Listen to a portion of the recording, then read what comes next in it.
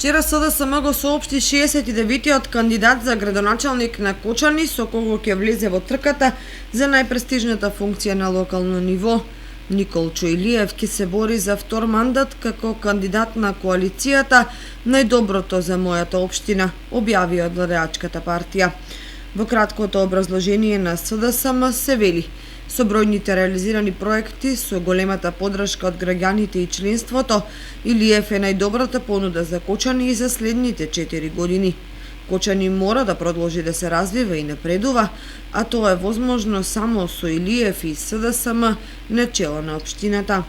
Во меѓувреме, ден-два пред официјализирањето, Илиев ја активираше својата Facebook предизборна страница, преку која започна да комуницира со граѓаните, споделувајќи ги своите активности.